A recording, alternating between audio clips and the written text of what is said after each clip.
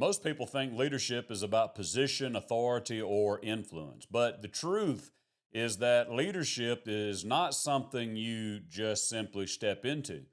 It's really something that flows out of what you believe. If your beliefs are off, then your leadership's off. And today we're breaking down three core beliefs that every true believer must carry. So it doesn't matter whether you're leading at home, if you're leading at business, or if you're just leading in life. If you're a leader, if you're a good leader, you have to carry these three beliefs. Let's take a little time. Let's talk about that. Welcome to the Iron Pursuit Podcast, where men are forged by the truth of God's Word. As iron sharpens iron, so one man sharpens another. This podcast is a call to biblical manhood. Here, we challenge men to rise above comfort, reject passivity, and live under the lordship of Jesus Christ. Each episode is designed to strengthen your faith, sharpen your character, and equip you to lead with integrity, grit, and grace. So whether you're a husband, a father, a brother, or a friend, this is your invitation to pursue the kind of manhood that honors God and changes generations. This is the Iron Pursuit. All right. Thanks for coming back and joining us again, guys. We are now on the 26th episode of the Iron Pursuit Podcast. 26 episodes. You know, I've been thinking like over the last few episodes, I keep saying, well, are we on episode 23 or 24? Well, I know today we're on episode 26. I actually got that wrong last time, but we are carrying on with our core belief series, and today we're going to look at the core belief of leadership. I have been waiting on this one because I love to teach leadership. I love to talk about leadership. And today we're just going to dig right into the core beliefs of leadership, because if you don't have this one right, you're not going to be a good leader. And I think most of the guys that are listening to this, most of you who are listening to this, you're leading in some capacity, or you're growing into some sort of leadership position. And it doesn't matter how big that leadership position is. If you're leading at all in any way, shape, or form, you're in leadership, and you need to know what that means and what that looks like. And so, just like I said in the intro, a lot of people think that leadership is all about the position you have, or the authority you have, or the influence you have. But really, even though all of that, those three things, they play a role in leadership, if you don't understand the beliefs behind leadership, then you're never really going to have a solid position. You're not going to have any sufficient authority, and you're not going to have any noticeable influence in a positive direction.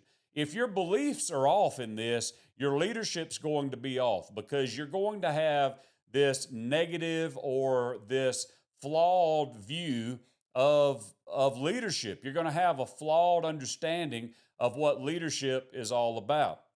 And so, just like I said in the introduction, like I said, we're going to be talking about these three beliefs that every leader has to carry, and it doesn't matter where you're at, where you're at in your leadership. So, hey, let's just dive right into it, okay? Number one, let's talk about this. Leadership is responsibility. It's not a privilege, okay? Leadership is responsibility. This is what I want you to understand. This is the core belief I want you to grab around this. I am responsible for what's been entrusted to me. I am responsible for what's been entrusted to me. Weak leaders ask, what do I get? What does this benefit me?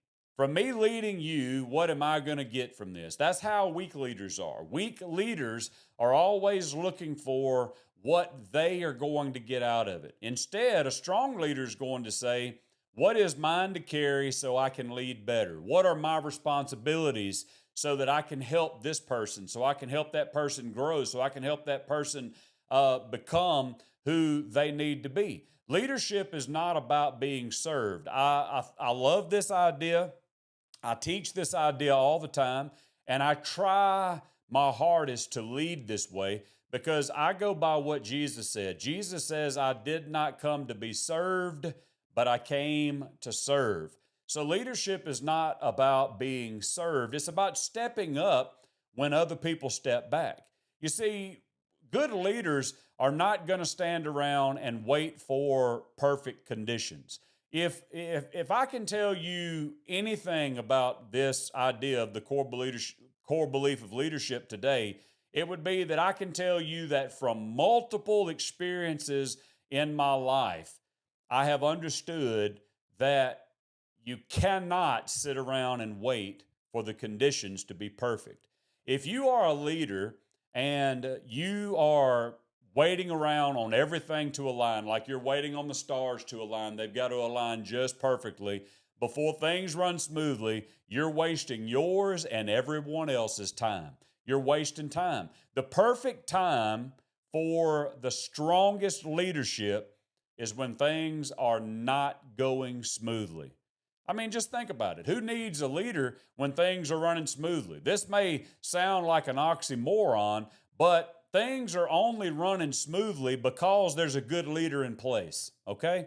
I know I just said that who needs a leader when things are running smoothly. People are not going to be running to a leader or looking for a leader when things are running smoothly. If things are running smoothly, that means that there has been someone courageous enough who stepped into a chaotic situation and helped bring a little bit of order there. That's what a good leader does. Good leaders are not derailed by challenges. Good leaders are not derailed by unmet deadlines. They're not thrown off by people who don't show up.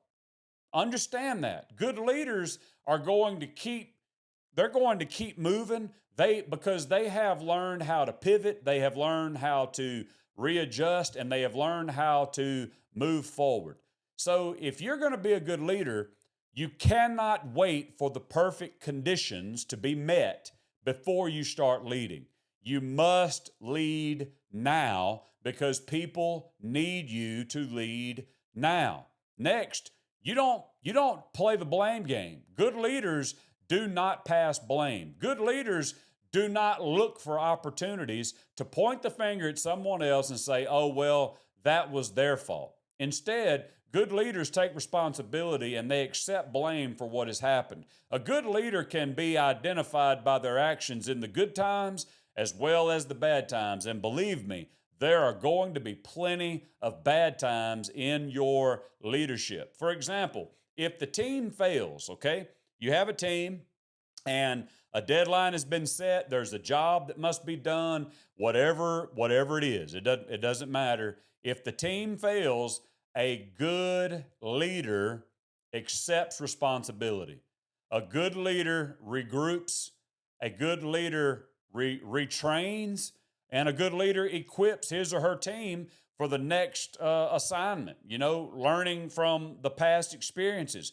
That good leader is going to be able to adjust with all of these things. If you're a leader who always accepts the praise but always passes blame, you're not going to be a leader very long. People are not going to stick with you. People are not going to follow you. Get into the habit of accepting responsibility, regrouping, retraining, and equipping your team to move forward at the next opportunity. Next, you don't avoid hard decisions. Leadership is riddled with hard decisions. If you are afraid of facing those hard decisions, you are not going to be a successful leader. I heard this before, and I did a little bit of search to try to figure out who was credited with this quote. And from the best that I can find, it seems like Andy Stanley was given credit for this, and they call it the cost of great leadership. There are three things that great leadership will cost you, and I want to give those to you right now. First of all, you must make decisions that negatively affect those you care about. So great leadership comes with a cost, and you will have to make decisions that negatively affect people that you care about. Number two, you'll be disliked despite your best attempt to do the best for the most. There will be people who will dislike you no matter how hard you are trying to do the best thing for the most people. And lastly, the cost of great leadership is that you will be misunderstood and you will not always have the opportunity to defend yourself. So if you want to be a leader, you need to understand that there is a cost to good leadership. But I want you to understand this. This is from a biblical point. I want you to just consider Jesus' leadership model.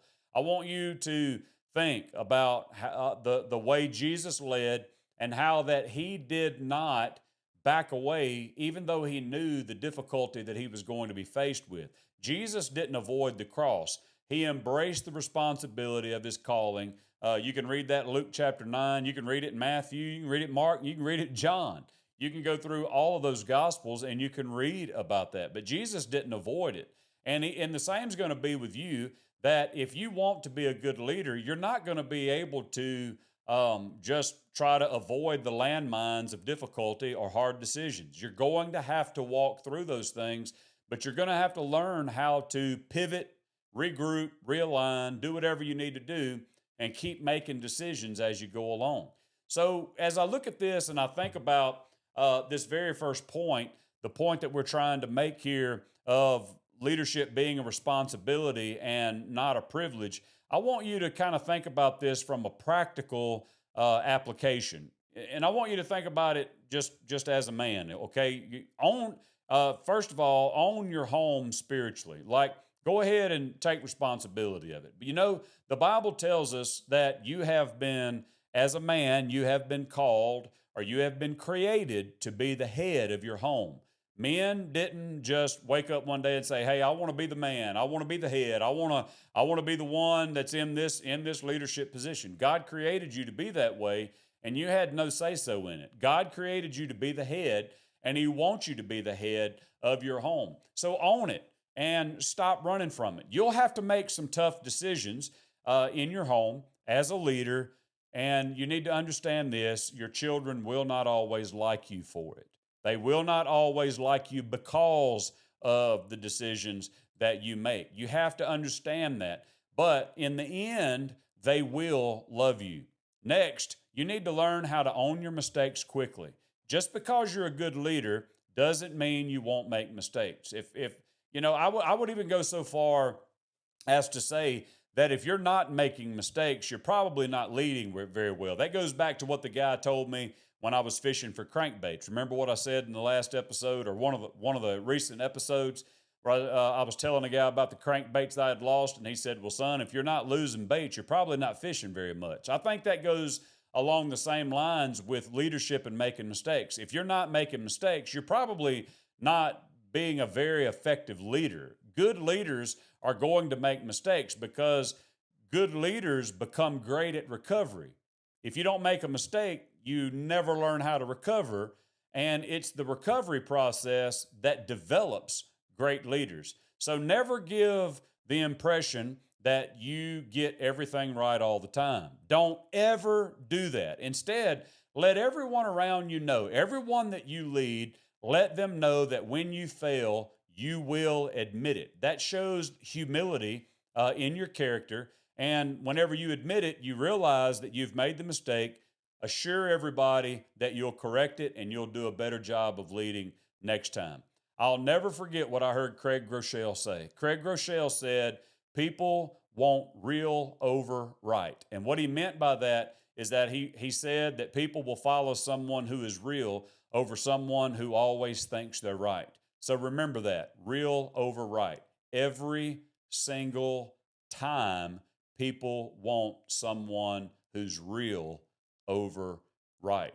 So own the outcome, even when the thing that happened is not all your fault. As a leader, you have to step into the line of fire and you have to protect your people. Now, I'm going to kind of just dig in just a little bit right here about owning the outcome.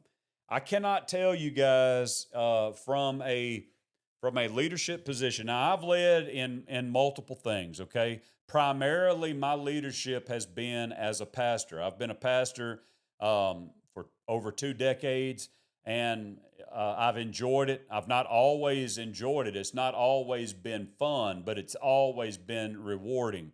And I can tell you that as a pastor, I have had to own the outcome many times when it was not fully my fault. I did it because I was the pastor, and I knew that by taking responsibility, I was going to benefit my congregation in the long run.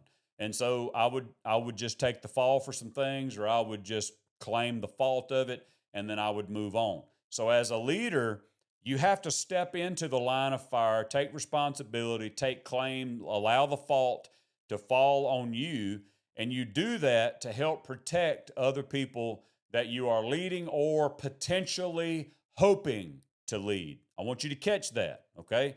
There are people who are going to be out there who are going to, those that you already are leading, and then there are going to be those potential followers, those people who want a good leader and they're looking for someone to lead. So there's going to be your supervisors. They're going to be looking at how good you can lead. There are going to be people who are around you looking at how good you can lead. Matter of fact, for all the single guys out there, there are going to be women, single women out there looking for a man who knows how to lead. And they're going to be inspecting all of these different things, evaluating your character and your ability to own the things that are happening, okay? So let me just kind of digress on this for just a moment. How this is a double-edged sword, okay? This goes back to the point I made earlier about making the hard decisions. If you are a team leader and there's someone on your team who is consistently missing the mark and causing everyone else to fail, causing everyone else to fall behind, making the team miss their deadlines, whatever that may be, all right? You're trying to be hypothetically, I'm telling you, you're trying to be a good leader. You're trying to lead them in the right way. You've taken the fall. You've owned the outcome. You've done this over and over and over. But this person is consistently missing the mark. With that person, you cannot continue to take the heat for them.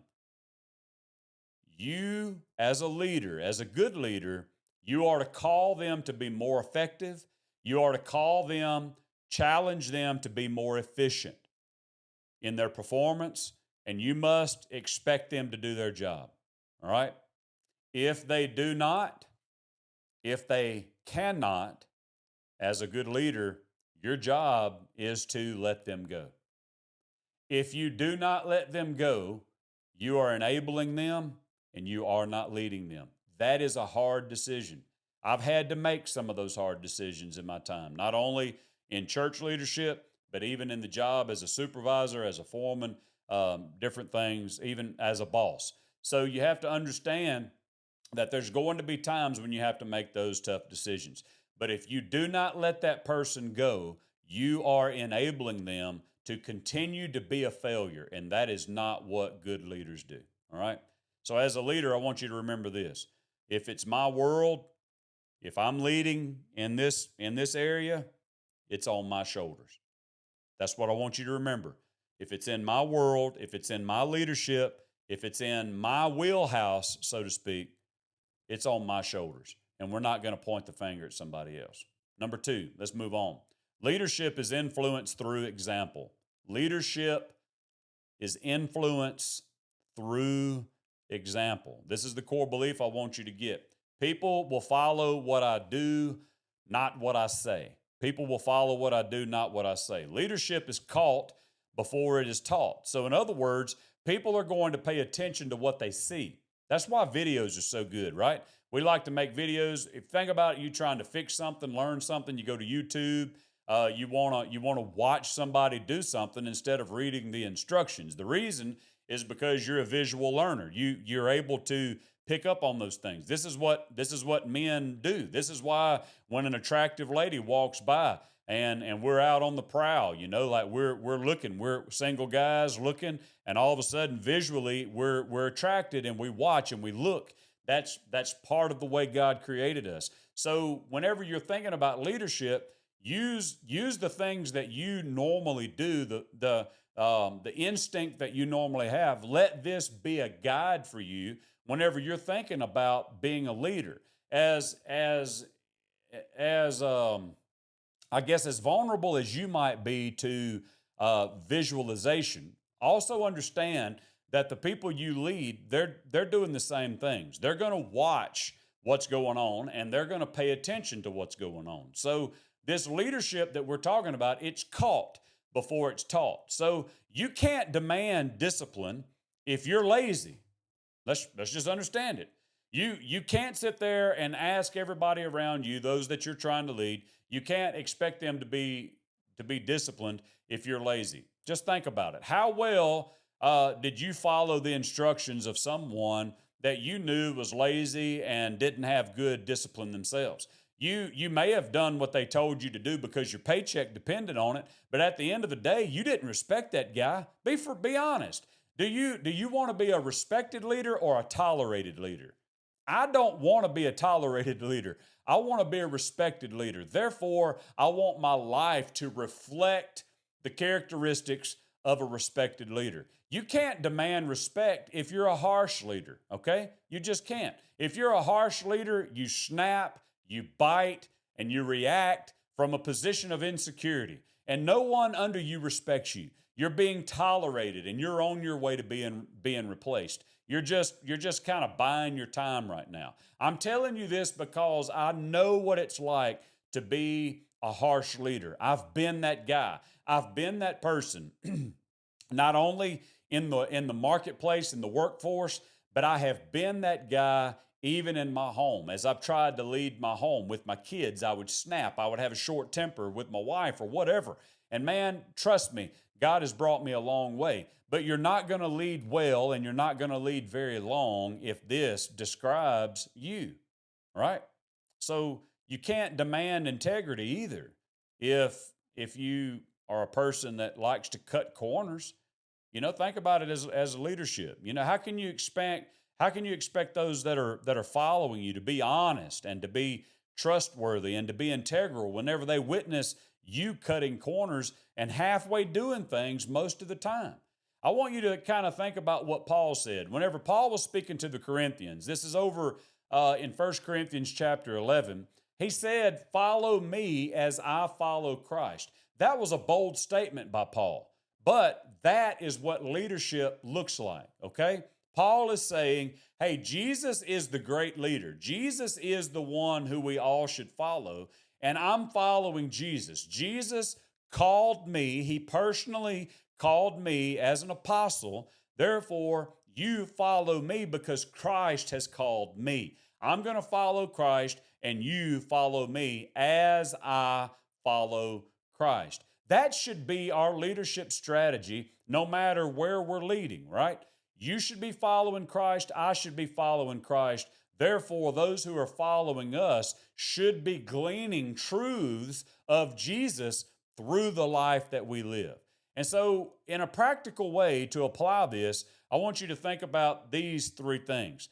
Be the first one to show up and the last one to quit. If you're going to lead well. Give your people something to follow. Stop dragging in late. If you've been hired and you are expected to be there at a certain time, and don't give me, well, I make a salary. Don't give me that. Just understand that if the workday starts at a certain time, you need to be there before it's time to go to work, because you need to give a good example for those that you're trying to lead. Next, you need to model repentance and not perfection. I teach you guys this all the time. Repentance is key. I'm going to do a podcast pretty soon on the differences between practicing forgiveness and practicing repentance. I'm going to lay that out for you and give you the biblical explanation of what that means. But understand this: model repentance and not perfection. Again, you need to be able to own your mistake, make it right, and keep leading. You are not perfect. You've made mistakes. You're going to make mistakes.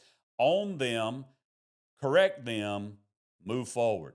And then you let your private life match your public works and your public words. Like the old saying says, practice what you preach. You can't expect to say one thing and then live another way and then have people respect you as a leader. It just doesn't work. I mean, I want you to think about it. Me as a pastor, any of you guys that allow me to be your pastor, I want you to just think about how effective of a pastor would I be if I stood up Sunday after Sunday after Sunday and I preached and preached and preached and I spoke on all the things of the Bible. I preached holiness. I preached all these things, but yet you catch me at the bar drinking. You catch me cheating on Katrina. You catch me talking dirty, bad, whatever, laughing at dirty jokes, whatever it might be. You see that all of a sudden, the concept that you had of me, where I may have been a guy who rated with his leadership and his trustworthy and his honor and his integrity up here, all of a sudden it has fallen and it is no good anymore. Because it takes a long time to build someone's trust, but it takes one moment to lose every bit of it. People want someone they can depend on. They want someone they can trust. They want someone they can look up to in every area of life, not just on Sunday mornings, right? And I can say this especially as pastors. We don't need to just be good people on Sunday or when we're preaching or when we're around our church people. We need to be good people, good examples, good men of character all the time. My life is the loudest message I will ever preach. The things that you do speak way louder than the words that you say. So in my life, I believe that my life is the loudest message that I'll ever preach. And if I do not live my life above reproach, as Paul wrote to Timothy over in 1 Timothy 3:10, if I don't live my life above reproach, that means where everybody else thinks that there is this median line where everybody can live their life and they be okay. As a man of God, as a pastor, I have to live mine above that. I need to be above that because I don't want to do anything that would cause anybody else to stumble and fall. And if I do those things and I'm aware of those things, it's my responsibility to make them right. So I need to live my life above reproach. I'm not leading with the idea that how do I say that? I want to think through this a minute because I want to get it right. When Paul told Timothy over in 1 Timothy 3:10, he said that here are the requirements for pastors and elders in your church. And he said they have to be men of that are above reproach. And if I don't live my life that way, then I'm not living my life thinking that everything I do matters and it glorifies Jesus Christ. Does that make sense? I hope that makes sense to you. I want to relay that in a way that's clear. I want to live my life every day, in every area of my life, so that it glorifies God. And if I'm not living my life above reproach, then that means I'm going to get into some area of my life, and I'm gonna fall, and I'm gonna be way down on the ladder because I'm not doing everything as unto the Lord, as Paul speaks about in his writings. So number 3, let's move on to number 3, and we'll get on down to wrapping this up. Leadership requires courage, not comfort. Okay, I have seen this so many times. Unfortunately, I've seen it. I've seen it in pastors, and it really breaks my heart when I see it in pastors. I have seen people. I want to be careful. I've seen people who are just flat out lazy people. They seek to be pastors because they think that it's just going to be an easy way to make a living. I hate to say that, but it's the truth.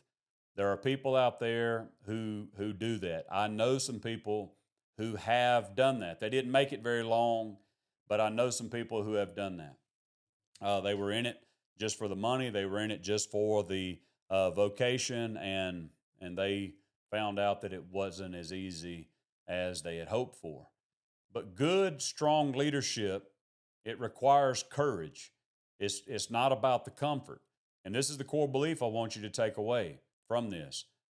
The leader says, I will choose what is right over what is easy. Leadership will not put you always in comfortable positions. More than likely, leadership is going to catapult you into very uncomfortable places. I'm telling you, leadership will put you in some uncomfortable positions. As a leader, you're going to have hard conversations. As a leader, you're going to make unpopular decisions.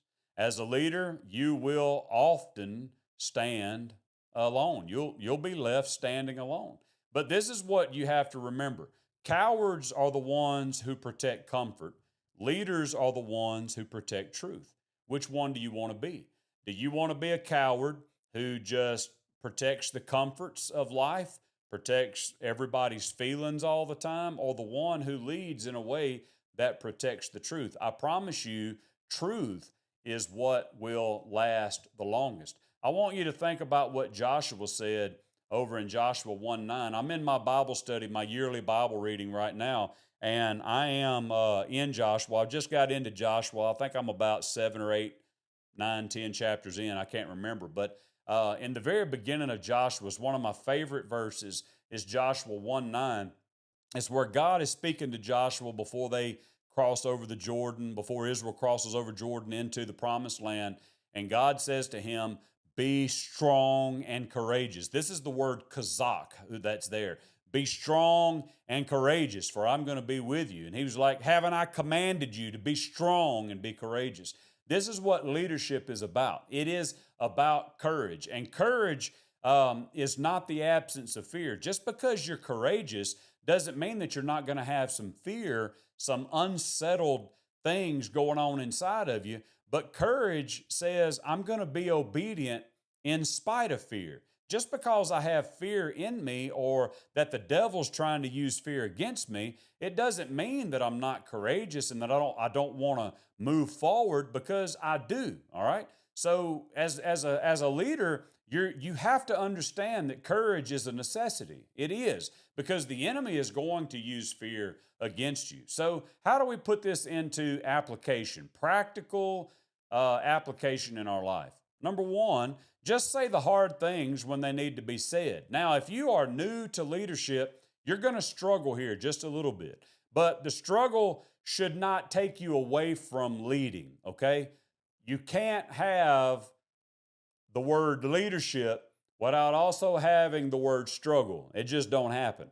Leadership is a struggle, and you have to understand that there's going to be the struggle, but you can't allow the struggle to keep you from leading. Remember, if everything was running smoothly, why would anyone need leaders in the first place? Okay?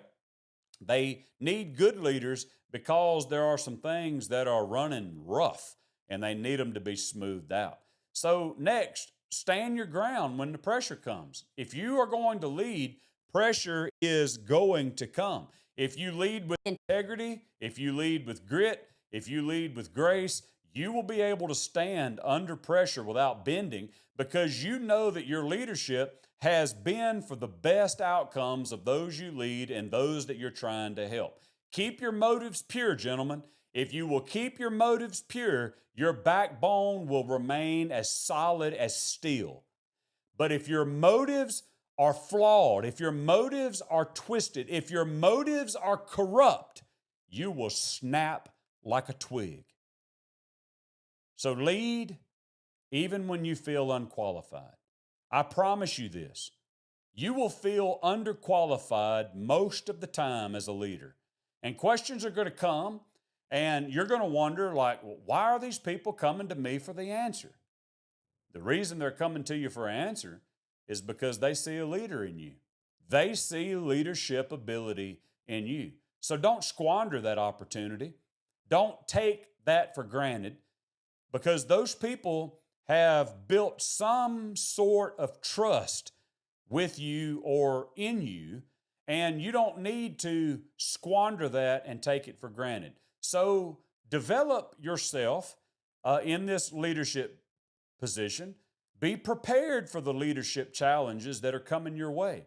Because if you are noticing people coming to you, they're asking you questions, they're saying, hey, what about this? What about that? They see leadership in you and they know that you have the ability to give the answer. So comfort never built a leader. Never. Comfort never built a leader, but courage does. If you have courage to get out there and lead, you will learn how to be a leader, but you have to believe it. You've got to believe these things about being a leader. So leadership doesn't start when someone gives you a title just because somebody says, hey, I would like for you to be the superintendent. That doesn't automatically mean that you have become a good leader. You see, they may give you a good title. They may say, hey, we want you to be, and then they give you that position. That's not what makes you a leader. What makes you a leader is when you take responsibility, number one, whenever you live the example, number two, and whenever you choose to be courageous, number three. So here's the question for you as we get ready to close this out. What belief about leadership do you need to change today? What is it about you, the belief that you've had about leadership up to this point? What is it that you need to change? Because whenever your beliefs shift, your leadership follows that belief. And if you are willing to shift that belief, you're going to become a leader that other people will be glad to follow. Strong men aren't born, gentlemen. They're built through the beliefs they refuse to compromise. And my prayer for you today is that you will refuse to compromise these beliefs about leadership. So until we meet again, God bless. Go out there and lead with integrity, grit, and grace. Hey guys, thanks again for listening. Remember, share, like, and subscribe. If you think this podcast could help someone else, please share it with them. Check us out on Instagram, YouTube, and Facebook at The Iron Pursuit. If you're interested in my personal or marriage coaching, send me an email at theironpursuit79@gmail.com. Thanks again for listening. And remember, never run from the clashing, because that is where the iron is sharpened.